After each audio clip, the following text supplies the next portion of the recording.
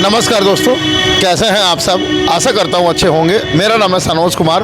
उमंग study में आप सभी का स्वागत है। तो फ्रेंड्स, अभी हम लोग प्रेजेंट हैं TCS I-1 digital loan Dhanbad Jharkhand के सामने में, और हमारे साथ MD रिजाउल जी हैं, जो कि अभी भी RRB टेक्नीशियन ग्रेड 3 29 दिसंबर 2024 थर्ड शिफ्ट की परीक्षा देकर के आ चुके हैं। ताई हम लोग रिजाउल जी से मिलेंगे और जानने का प्रयास करेंगे कि आखिर कैसा रहा रिजाउल जी का एग्जामिनेशन एक्सपीरियंस।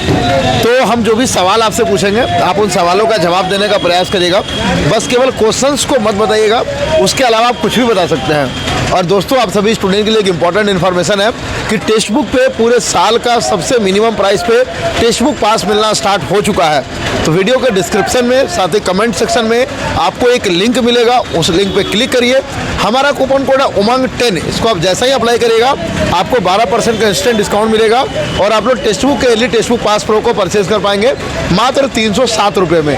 तो रिजाउल जी, क्या कहना चाहेंगे आप आज के पेपर के बारे में? आज का पेपर इजी टू मॉडरेट था। हाँ। जो NCERT 9 और 10 पढ़ के आया वो सारा क्वेश्चन करके आएगा। हाँ, कोई भी है, मैथ भी इजी था, वैसा लेवल नहीं था, ना कैलकुलेशन था ना कुछ था। कोई भी पेपर देने के लिए आएगा वो हमको लगता है कि 80 प्लस आराम से करके आएगा। कहीं क्वेश्चन में जान नहीं था कि हमको लगता है कि TCS तो क्वेश्चन बना रहा, लेकिन अच्छा थोड़ा सा मॉडरेट था।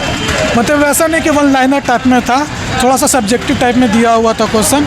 आप मतलब मान के चलिए कि मैथ भी ठीक रहा, रीजनिंग भी सही है, साइंस भी सही है।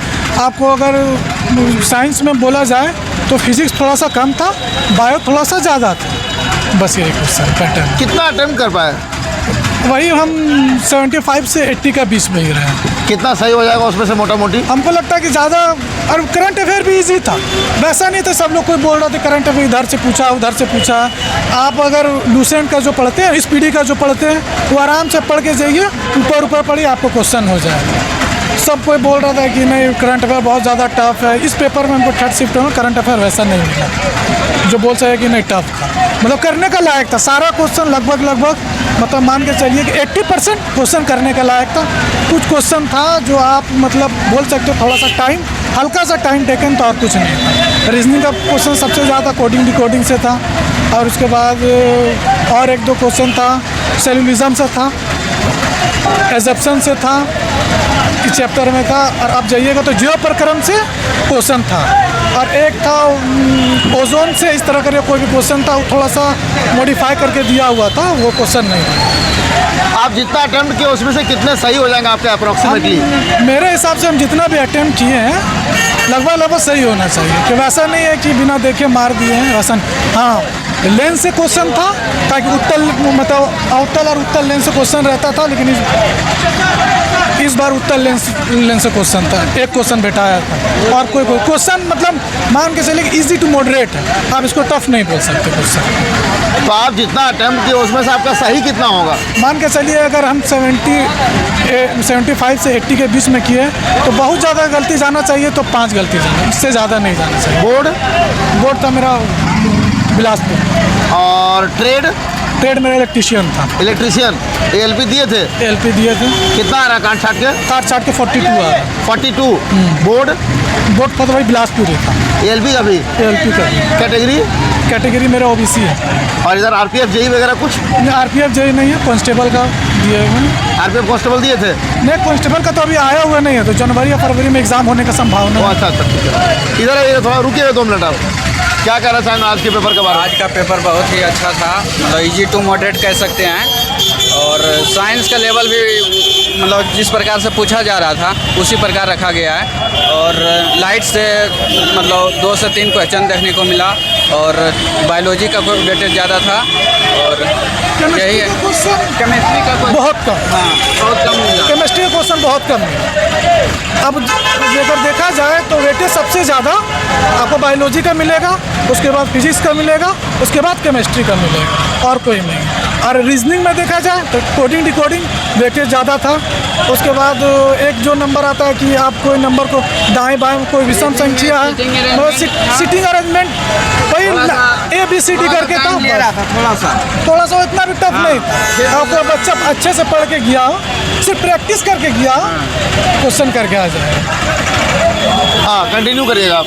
जी, आज का पेपर नहीं 2 मिनट। मैथ तो इजी टू मॉडरेट कह सकते हैं। थोड़ा सा 2-3 क्वेश्चन घुराया था, बाकी सब इजी लगा। हम तो डर रहे थे लेकिन बन गया। और रीजनिंग की बात करें तो सिटिंग अरेंजमेंट थोड़ा सा टाइम टेकन है, बाकी सब इजी टू मॉडरेट कह सकते हैं पेपर को। कितना अटेम्प्ट कर पाए? 92 अटेम्प्ट किए हैं। 92 जी। कितना सही हो जाएगा? उसमें 5 से 7 को थोड़ा सा डाउट है, तो 50% में मारे हैं। और देखिए वो करंट तो गलत हो गया। कौन सा क्वेश्चन मत बताइए। हाँ, वहीं पे गलत हो गया। मतलब उसको मार्क करके फिर दूसरा मारना पड़ा, कंफर्म नहीं थे। करंट पढ़ा हुआ नहीं था मेरा, इसलिए नहीं बन पाया। बोर्ड तो रांची है। ट्रेड PCM से है। PCM LP दिए थे? नहीं, पहला एग्जाम। RPF नहीं सर। JEE भी नहीं। ठीक है। मॉक टेस्ट वगैरह से कुछ रुकिए 2 मिनट लास्ट। मॉक टेस्ट वगैरह से कुछ हेल्प हो रहा? एकदम हेल्प हो रहा है। टेक्स्ट बुक आप मारिए, सबसे बेस्ट है, उससे अच्छा कुछ नहीं। और क्वेश्चन बहुत कोई टीचर हो कि इधर उधर से पढ़ाता हो मत पढ़िए, NCERT पकड़िए, 9 और 10 पकड़िए। आप NCERT पकड़िए, कोई भी एक भी क्वेश्चन आपका बाहर नहीं जाएगा। आपका एक भी क्वेश्चन 9 और 10 से बाहर नहीं जाएगा।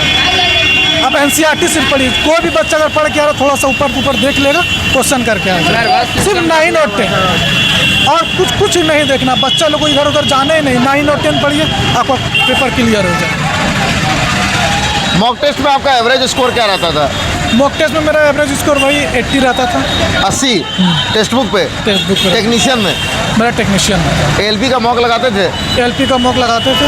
LP का मॉक में एवरेज स्कोर क्या रहता था? वही लगभग मान के 55 से 55 इस तरह करके रहता था। टेक्स्ट बुक के मॉक से क्या क्या बेनिफिट हुआ? टेक्स्ट बुक के मॉक से क्या होता है कि कोई भी सेट आप जैसे कोई भी NCERT का उसमें टोटल दिया हुआ है 6, 7, 8, 9, 10। आप अगर 6, 7, 8, 9, 10 को अगर प्रैक्टिस करके आए हुए हैं तो हम बोलते हैं कि एक भी क्वेश्चन आपको यहाँ छूटने वाला नहीं है। अब वहाँ पर जाइए, सेक्शनल में जाइए। सेक्शनल में आपको लिखा हुआ है साइंस लिखा हुआ, उसमें देखिए 6, 7, 8, 9, 10 है। उसको क्वेश्चन मारिए, उसके बाद जो नीचे दिया हुआ है वो पढ़ के जाइए। उसके बाद आपको कुछ नहीं पढ़ना है। अब मैथ में जाहिर सी बात है कि आप जो नॉर्मल जिसका बेसिक बढ़िया तो मैथ बनाएगा। और रीजनिंग का जो 2000 LP का जो हम टेस्ट मारे थे, LP का सेम टू सेम क्वेश्चन यहाँ पर ही लड़ा हुआ है। सेम टू सेम हम अगले बार LP में गलत करके आए हुए थे। जो LP टेक्स्ट बुक डाला हुआ 2024 जितना भी एग्जाम का है, रीजनिंग का जितना भी है सब डाला हुआ।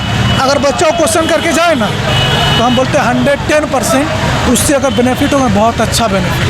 बस यही बच्चा लोगों को कहना चाहिए कि आप जाइए और उसको करके आइए, सबसे बेस्ट वही है।